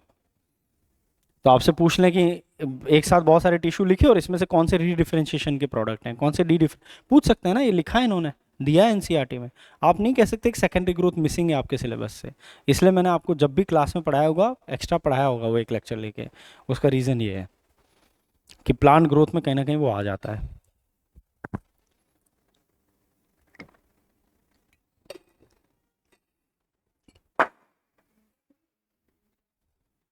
इंट्रा तो पहले से होता है ना, वो सेकेंडरी है ही नहीं।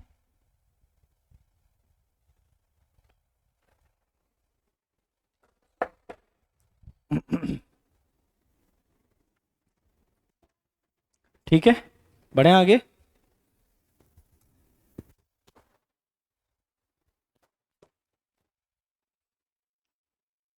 हाँ जी, वो आप उससे नोट डाउन कर लेना बाद में, है ना, अभी अपन आगे बढ़ते हैं। तो अब आते हैं अपन, ये वाली बात हो गई। अब now such meristem or tissue able to divide and produce once again and they lose the capacity to divide and mature, इसको अपन क्या बोलेंगे, रीडिफरेंस, फिर से डिफरेंशिएट हो गए, अब फिर से मैच्योर हो गए, फिर से अब डिवाइड करने की कैपेसिटी खो दी है। है ना। तो ऐसे टिश्यूज की लिस्ट बनाइए आप, that are product of redifferentiation. ठीक है, पूछ लिया, मैंने वही बता दिया था आपको। नाउ अब क्या है, how would you describe a tumour, ये आपको कमेंट सेक्शन में इस लेक्चर के करना है, क्योंकि मैंने आपको क्लास में बताया हुआ है ना, ट्यूमर क्या है ना। या what would you call the parenchyma cells that are made up of under controlled condition in plant tissue culture. ठीक है, कैलस की बात हो रही है, कैलस। तो कैलस होता है वो क्या है, ट्यूमर क्या है, बताया हुआ है मैंने आपको, क्लास के नोट्स में है, थोड़ा सा सर्च करके कमेंट सेक्शन में लेक्चर के लिखिएगा आंसर, और नहीं पता है तो मैं बताऊंगा। फिर तो आपने गलती करी है, क्लास के नोट्स रिवाइज नहीं करे हैं, तो फिर तो नंबर कैसे आएंगे।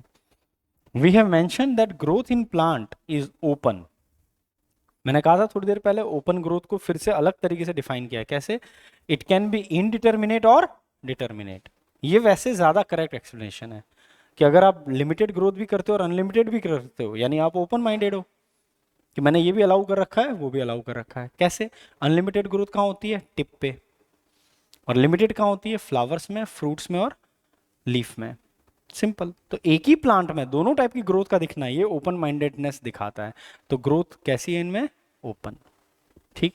हाँ, मेनली क्या बोलते हैं अपन, लार्जली क्या बोलते हैं, अनलिमिटेड या इनडिटर्मिनेट, ये भी लिखा है एनसीईआरटी ने। तो मेनली या लार्जली ऐसा पूछे तो अपन बोलेंगे इनडिटर्मिनेट। Overall both.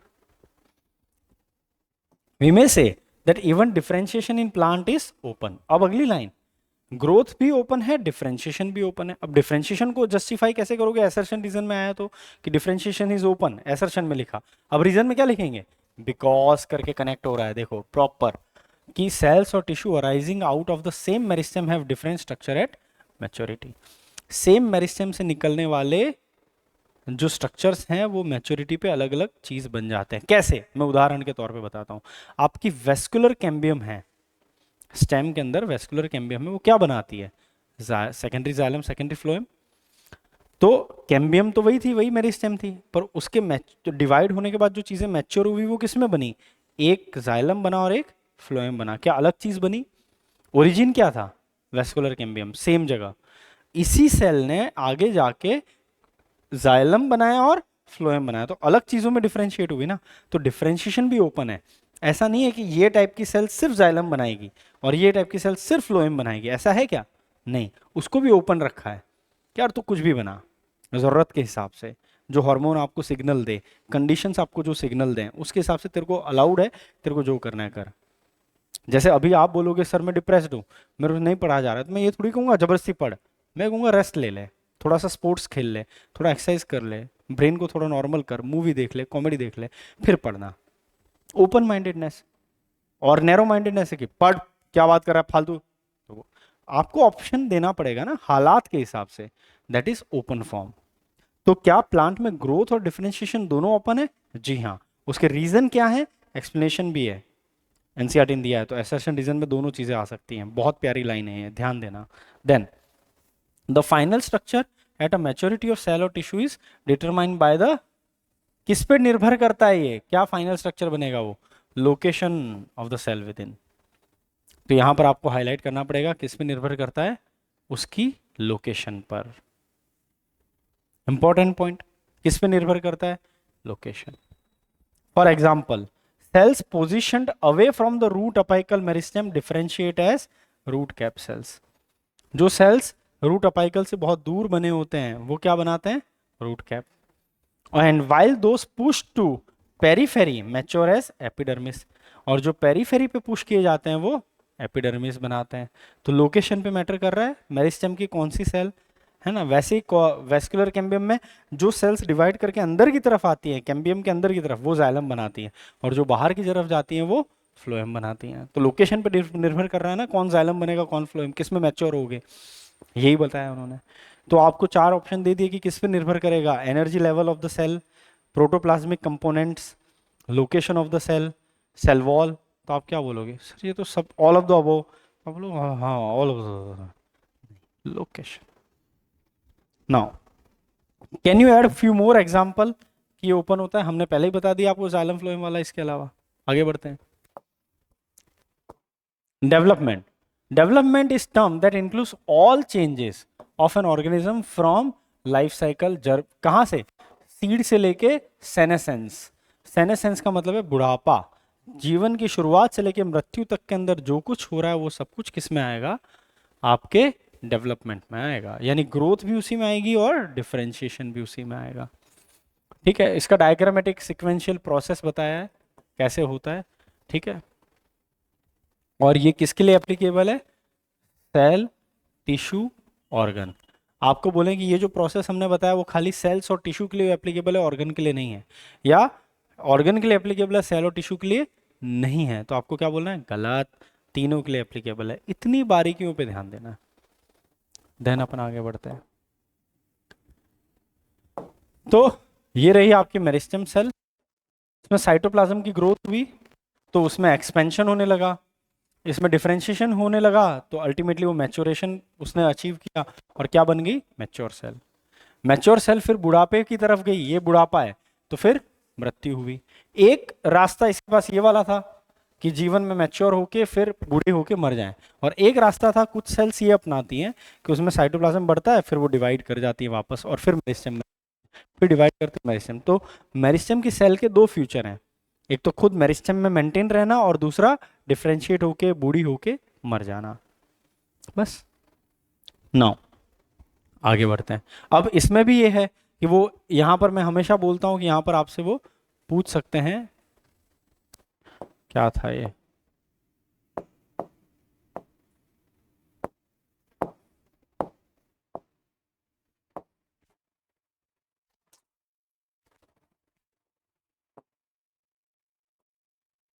अब आपसे ये पूछ सकते हैं कि यहां पर ए बी सी डी लिखा और ए बी सी डी की वैल्यू क्या है, और पर्टिकुलरली लकीर के फकीर बन के आपको रटना पड़ेगा।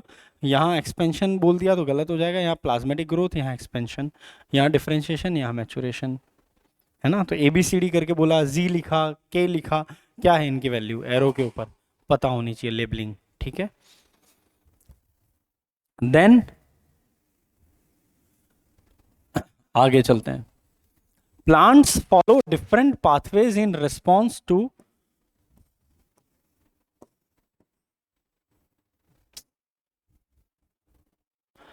डेवलप एनवायरमेंट और phases of form different kind of structure.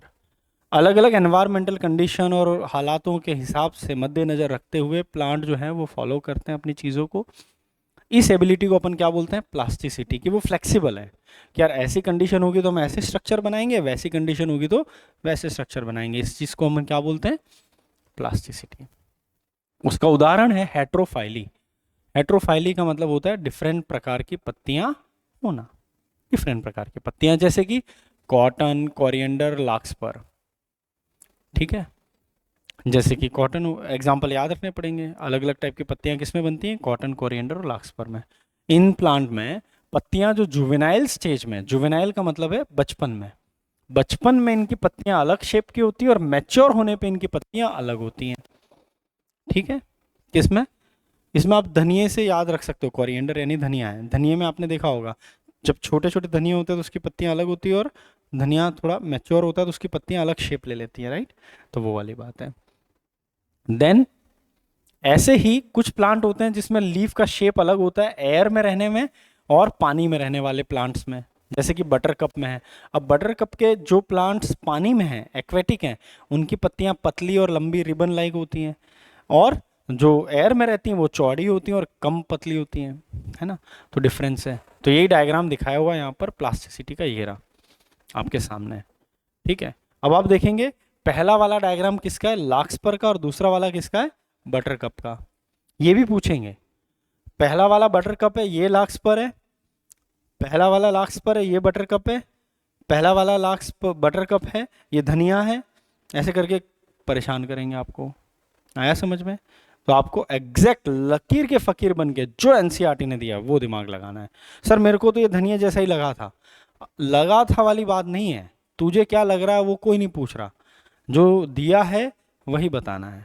आई बात समझ में, ज़्यादा ओवर स्मार्टनेस नहीं चलेगी। Then so the growth, differentiation and development are very closely related event in life of a plant।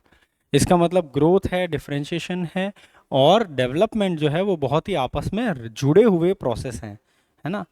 तो अब इसमें क्या लाइन पूछ सकते हैं, दे आर क्लोजली रिलेटेड लिखा है, उसकी जगह बोल देंगे they are totally unrelated processes in life of plant. गलत हो गया स्टेटमेंट, उल्टा क्लोजली रिलेटेड है, आप कह रहे हो नहीं है रिलेटेड।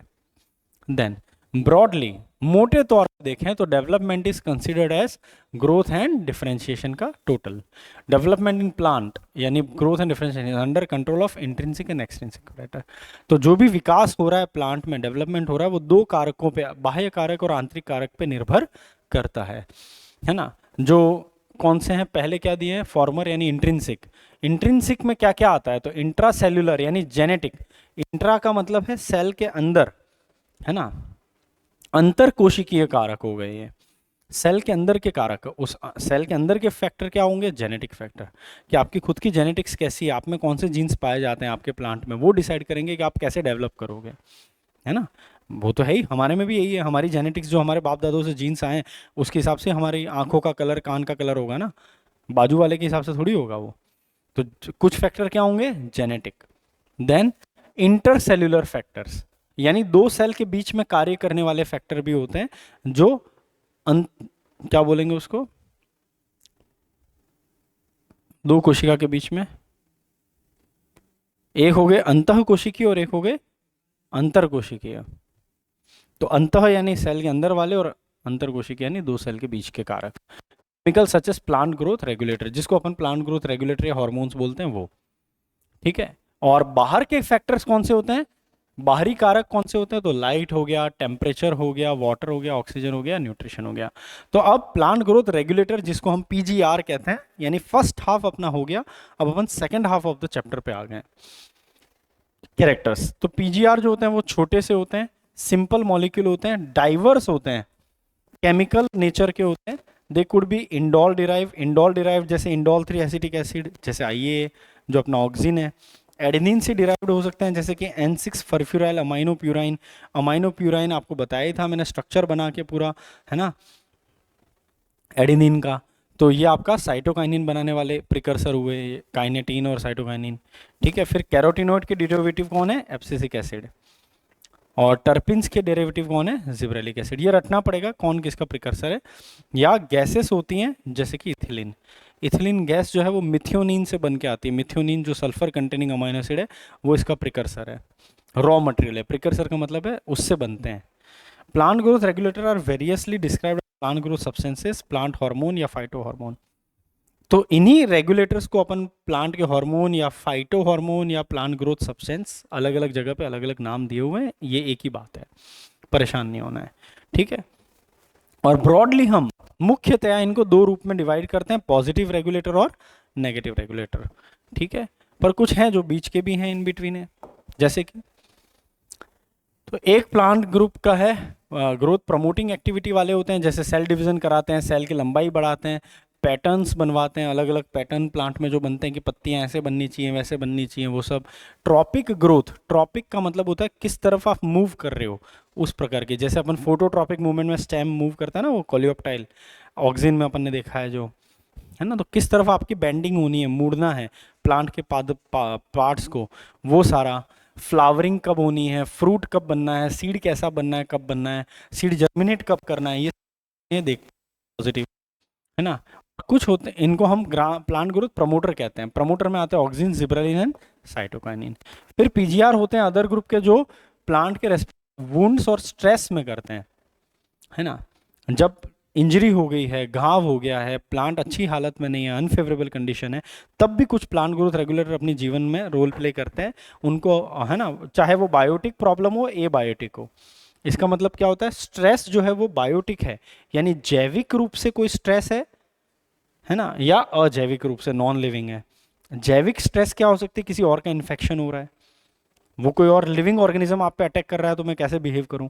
नॉन लिविंग का मतलब सूखा पड़ गया तो प्लांट कैसे बिहेव करे, उसकी रूट्स कैसे ग्रो करें, पत्तियां कैसे बने, है ना। या पानी ज़्यादा आ गया, बाढ़ आ गई तो कैसे जिए, वो नॉन लिविंग स्ट्रेस हो गई। स्ट्रेस हुई लेकिन नॉन लिविंग, तो ए बायोटिक।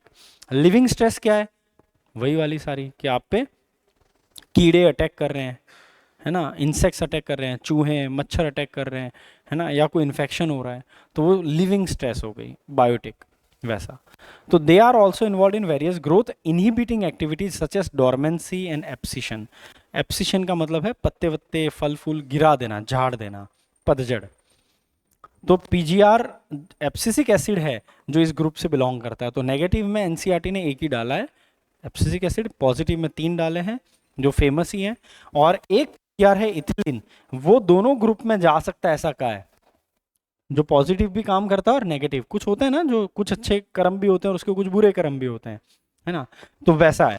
पर लार्जली क्या है, मुख्य रूप से क्या है, इनहिबिटर है, ये ध्यान देना है। तो क्वेश्चन में आया कि it has dual function but largely it is positive, तो स्टेटमेंट क्या हो गया, फॉल्स। इथिलीन लार्जली क्या है, नेगेटिव हार्मोन है। आया समझ में, क्लियर है बात, चलो आगे बढ़ते हैं। देन अब the discovery of plant growth regulators. तो प्लांट ग्रोथ रेगुलेटर्स की डिस्कवरी कैसे हुई, हिस्ट्री क्या है, वो देखते हैं अपन। तो मैं 5 मिनट, एक आया, हाँ, तो डिस्कवरी कैसे हुई थी। तो एनसीईआरटी लिखता है कि मोस्टली जो अपने प्लांट ग्रोथ हार्मोन्स हैं उन सब की डिस्कवरी एक्सीडेंटल है, यानी कर कुछ रहे थे हो कुछ गया, ऐसा है ना, कि अचानक से पता चल गया अरे ये भी है, ऐसा। तो चलिए ठीक है, each of the 5 major hormone has been accidental. ठीक है, कोई भी इंटेंशनल नहीं था, एक्सीडेंटल था, इंटेंशनल कुछ नहीं था। ठीक है, कहाँ स्टार्ट हुआ, तो Darwin and his son Francis Darwin. अब इसमें कभी कभी उल्टा ना कर दें स्टेटमेंट में, है ना, Francis Darwin and his son Charles Darwin. Point समझ में आया? आप दोनों नाम पढ़ोगे, हाँ बराबर है, स्टेटमेंट आगे का भी बराबर लिखा है, उन्होंने ऑक्सीजन पे काम किया था। और आपने ये ध्यान नहीं दिया कि कौन बाप था कौन बेटा, बाप को बेटा, बेटे को बाप बना दिया, है ना, तो गड़बड़ हो जाएगा, स्टेटमेंट गलत हो जाएगा, तो उस पर भी ध्यान देना। Observe the coleoptiles of canary grass responded to unilateral illumination by growing towards light source, phototropism कहते हैं। तो इन दोनों ने, डार्विन एंड डार्विन ने क्या ऑब्जर्व करा कि ये जो कोलियोप्टाइल है ना, ग्रासेस के अंदर, है ना, तो इन्होंने कौन सी वाली ली वो भी आपको पता होना चाहिए, कौन सी ग्रास, कैनरी ग्रास। ठीक है, कैनरीज फेलेरिस, कैनरी ग्रास के अंदर देखा था। क्या देखा था, यूनिलैटरल। यूनिलैटरल का मतलब होता है एक साइड से लाइट डालना। देखो इसमें प्रकाश सब जगह से नहीं आ रहा है, खाली एक साइड से आ रहा है, तो इसको अपन बोलेंगे यूनी यानी एक, लैटरल यानी दिशा। तो एक दिशीय प्रकाश डाला गया था और प्रकाश की दिशा में ये मूव कर गया, ये इन्होंने बताया। ये देखो लाइट डाली, ये मूव कर गया। जब इनका टिप काटा तो ये मूव नहीं करा, टिप के ऊपर कोई ऐसी चीज से कवर करा जो ट्रांसपेरेंट नहीं है तो ये मूव नहीं करा, ट्रांसपेरेंट चीज से कवर करा तो मूव करा। इसका मतलब लाइट अंदर तक जा रही है तो ये मूव कर रहा है उस दिशा में। प्रकाश की दिशा में मूव करना, प्रकाश, ये कहलाता है आपका फोटोट्रॉपिज्म। क्या कहलाता है, फोटोट्रॉपिज्म। क्यों होता है ऐसा, मैंने आपको समझाया हुआ है कि जैसे लाइट पड़ती है तो ऑक्सीजन जो इधर होता है, जो लाइट फेसिंग है, वो लाइट से सेंसिटिव होता है और पीछे की तरफ चला जाता है, शेडेड एरिया में, पीछे वाले एरिया में, है ना, छायादार एरिया में। और उसकी वजह से छायादार एरिया में लंबाई बढ़ेगी, ऑक्सीजन जहाँ होगा वहाँ ग्रोथ होगी, तो ग्रोथ इधर ज़्यादा होगी इधर कम होगी, तो ये लटक जाएगा ना ऐसे, इसलिए हो रहा है ये। ठीक है, उसका रीज़न ये है क्योंकि ऑक्सीजन को डर लगता है, ऑक्सीजन की फटती है किससे, सनलाइट से, तो पीछे की तरफ भाग जाता है, लाइट आ रही हो तो वहां पर ग्रोथ ज़्यादा होगी और इधर कम होगी, तो ये ऐसे। तो प्रकाश की तरफ जा रहा है वो अट्रैक्ट होके नहीं जा रहा है, उल्टा रिपेल होके जा रहा है, दूर भाग रहा था वो, प्रतिकर्षण से जा रहा है, सेंसिटिव है लाइट के लिए ऑक्सीजन, इसलिए होता है। ठीक है, और बहुत सारे एक्सपेरिमेंट के थ्रू ये पता चला कि टिप जो होती है कोलियोप्टाइल की, that is the site of influence that cause the bending of entire coleoptile. ठीक है, और ये बताता है कि ऑक्सीजन का मूवमेंट पोलार मूवमेंट होता है। पोलार का मतलब होता है जब आप टिप काट दो और फिर ये मूवमेंट नहीं हो रहा है, और टिप थी तो हो रहा है, इसका मतलब टिप से नीचे की तरफ जा रहा होगा, यानी यहां से लेके इस दिशा में जा रहा है, टिप से लेके नीचे की तरफ जाना है, यानी पोल्स से माइग्रेट हो रहा है, पोलार मूवमेंट कहते हैं इसको, ध्रुवीय मूवमेंट कहते हैं। ठीक है, फिर ऑक्सीजन को पहली बार किसने आइसोलेट करा था, एफडब्ल्यू वेंट ने। कहाँ पर करा था, ओट्स के अंदर, जो अपन ओट्स खाते हैं वही ओट्स, उसकी टिप्स, कोलेप्टाइल की जो टिप थी उससे क्या करा था, तो उन्होंने टिप को काट के अगार पे डाल दिया, लाइट दे के टिप को काट के अगार पे डाल दिया, तो अगार के अंदर टिप से नीचे की तरफ जाता है वो, तो रिसाव होके पूरा किस में आ गया, अगार पे, अब आप वो अगार भी लगा दोगे ना प्लांट के कटे हुए इस सिरे पे, तो ये भी बैंड करेगा। क्यों? क्योंकि वही इफेक्ट आएगा। अगार तो जेल है ना, पोरस है, तो ऊपर से जो भी रिस्क के आया होगा ऑक्सीजन वो इसमें आ गया है। अब अगार से भी नीचे से धीरे धीरे पोरस हो है, तो छेद है, तो उसमें से नीचे जाएगा, और फिर ऑक्सीजन किस तरफ भागेगा? इधर। तो ये क्या होगा? बेंडिंग होगी। तो ये दर्शाता है इस तरह की बेंडिंग कि पोलार मूवमेंट होता है ऑक्सीजन का, ऊपर से नीचे की तरफ या नीचे के ऊपर की तरफ, ऐसा वाला पोलार मूवमेंट का मतलब ये होता है। ठीक है, तो यहाँ खैर ऊपर से नीचे की तरफ पोलार मूवमेंट है। फिर एक और हिस्ट्री के बात है, कौन सी बात है वो भी बता देते हैं आपको। बैकेन डिजीज, जिसको फुलिश, बेवकूफ सीडलिंग कहते हैं, सीड जो अंकुरित होती है वो बेवकूफ है, ऐसा बोला था। किसने, कहाँ देखा था? चने में देखा था। ओराइजा सटाइवा बोलते हैं इसको साइंटिफिकली। एंड ये फंगल इन्फेक्शन की वजह से हुआ था, जिब्रेला फ्यूजिकोराई। और ये आपके एस्कोमाइसिटीज में आता है। अब कहाँ पे आता है? पहले अर्लियर इनको ड्यूट्रो में रखा था, बाद में पता चला सेक्सुअल साइकिल, एस्कोस्पोर बनाते हैं, एस्कोमाइसिटीज में डाला। नाउ कुरोसावा ने काम करा था, ईयर भी याद रखना पड़ेगा, 1926। Reported appearance of symptoms of the disease in rice seedling when they were treated with sterile filtrates of the fungus. इन्होंने पाया कि भाई इस फंगस के स्टेराइल कंडीशन में, यानी कोई और बंदा ग्रो ना हो, है ना, इन्फेक्शन कोई और ना हो, सिर्फ प्योरली इसी को ग्रो कराऊं, इस जिब्रेला को, और इसको उससे फिल्टर करा, बैक्टीरियल फिल्टर हो उससे, ताकि बैक्टीरिया बैक्टीरिया कोई ना आ जाए। और उस जूस को, किसके? फंगस के जूस को इन्होंने स्प्रे करा हेल्दी राइस पे, हेल्दी राइस के सीड पे। तो उसमें भी यही हुआ, राइस की सीड की सीडलिंग थी, तेजी से ग्रो हुई, पतली सी, और थप दे के नीचे गिर गई। नीचे गिर गई, इसलिए बोला क्या बेवकूफ़ है, इसलिए नाम पड़ा। बेवकूफ़ी को वहाँ पर क्या बोला जाता है? बैकन है, वहाँ से नाम आया बैकन डिसीज। ठीक है। और ये एक्चुअल में वो बेचारे राइस के अंदर तेजी से लंबाई बढ़ रही थी, वो जिब्रेला की इन्फेक्शन की वजह से बढ़ रही थी, और वो हार्मोन सिक्रीट करता है या केमिकल सिक्रीट करता है, जिसको नाम दिया जिब्रेलिन, क्योंकि वो जिब्रेला से आया है, इसलिए नाम आया। कोई दिक्कत इसमें? सिंपल है। तो इसको जिब्रेलिक एसिड या जिब्रेलिन बोला। फिर स्कूक थे और उसके साथ वाले थे, उन्होंने मिलके क्या देखा? इंटरनोडल सेगमेंट जो होते हैं तंबाकू के स्टेम के। अब स्टेम की जगह रूट लिख दिया तो स्टेटमेंट गलत हो जाएगा, क्योंकि हिस्ट्री की बात है ना। तो तंबाकू के स्टेम के इंटरनोड, दो नोड के बीच का स्पेस, वहां पर उन्होंने ग्रो कराया, कैलस को लिया। कैलस क्या होता है? अनडिफरेंशिएटेड। चलो इसका आंसर यहीं आ गया, है ना। कैलस क्या है? अनडिफरेंशिएटेड। अभी थोड़ी देर पहले पूछा था, कमेंट सेक्शन में लिखना करके, ट्यूमर और कैलस के लिए वो। proliferated only if addition to oxine was supplemented with one of the extract of vascular tissue। कहना क्या चाहते हैं सिंपल भाषा में बोले तो, तंबाकू के स्टेम का जो कैलस है वो तब डिफरेंशिएट हुआ, अनडिफरेंशिएटेड होता है वो, तब कब कब डिफरेंशिएट हुआ और ग्रो करा, कब प्रोलिफरेट करा, ग्रो करा, जब ऑक्सीजन के साथ मिक्सचर में हमने एक ऐसा केमिकल दिया जो साइटोकाइनिन था। ठीक है। और वो कहाँ से आया था? तो वो जगह बताइए कहाँ से आया था?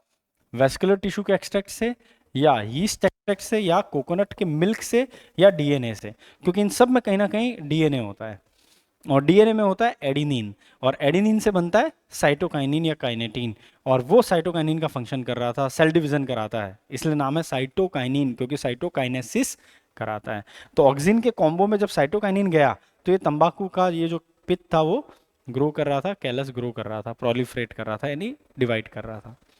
ठीक है। फिर मिलर और उसके एटाल, एटाल का मतलब है उसके दोस्त लोग, कलीग, उसके साथी, later identified and crystallize the cytokinesis promoting substance, और उसको नाम दिया काइनेटिन, और बाद में उसको क्या नाम दिया गया? काइनेटिन। काइनेटिन नेचुरल साइटोकाइनिन नहीं है, सबसे पहला नेचुरल साइटोकाइनिन था जियाटिन, जियामेज से मिला था। जियामेज का मतलब है मक्का का साइंटिफिक नेम है, मक्के से मिला था सबसे पहले। मिड 1960s में, ईयर ध्यान रखने पड़ेंगे, तीन अलग अलग साइंटिस्ट ने ये रिपोर्ट करी और प्यूरिफाई किया केमिकल को, है ना। तीन के इनहिबिटर्स नाम दिए गए, एक का नाम एक ने नाम दिया डॉर्मिन। बाद में पता चला ये तीनों एक ही चीज थी, और उसको नाम दे दिया फिर एब्सिसिक एसिड। क्या नाम दे दिया? अब्बा, ABA, एब्सिसिक एसिड। तो तीन अलग अलग साइंटिस्ट ने तीन अलग अलग नाम दिए थे, क्योंकि एब्सिशन भी कराता है यानी पत्ते झड़वाता है, सीड की डोरमेंसी कराता है तो डोरमिन नाम दे दिया किसी ने, और ये ग्रोथ को इनिबिट करता है तो किसी ने इनिबिटर नाम दे दिया। तो जिस साइंटिस्ट ने जो कैरेक्टर को ज़्यादा स्टडी किया उसके हिसाब से नाम दे दिया। बाद में पता चला यही बंदा है जो तीनों कराता है और ये सेम केमिकल था, और इसलिए इनको कॉमनली नाम दे दिया फिर एब्सिसिक एसिड। ऐसे एब्सिसिक एसिड की खोज हुई। फिर कजिन्स करके थे साइंटिस्ट, उन्होंने 1910 में ईयर कंफर्म किया कि वॉलेटाइल यानी हवा में उड़ने वाला सब्सटेंस, ठीक है, वो राइपन्ड ऑरेंजेस यानी पके हुए संतरे के साथ जब कच्चे केले को रखा तो केला भी पक गया। इतना बोर कर दिया ऑरेंज ने, ठीक है, क्या हो गया, केला भी पक गया, और वो भी हवा में से कुछ उड़ के गया था ऑरेंज से पके हुए। तो ये सबसे पहले कजिन ने बोला था 1910 में, और उसने हेस्टन्ड लिखा है। हेस्टन्ड का मतलब है जल्दी कराना, फास्ट कराना। हेस्टन्ड वर्ड का मतलब है शीघ्र। राइपनिंग अनराइपन्ड बनाना, कच्चे केले की राइपनिंग करा दी यानी उनको पका दिया। फिर बाद में पता चला कि ये इथिलीन है, एक गैशियस पीजीआर है ना। चलो अब हम इसको अगले सेक्शन में और डिटेल में पढ़ेंगे। तो ये कब पढ़ेंगे अपन, अगली क्लास में कर लेंगे। आज अपन यहीं पे एंड कर रहे हैं सेशन को। आई होप ये सेशन आपके लिए हेल्पफुल रहा होगा। All the best.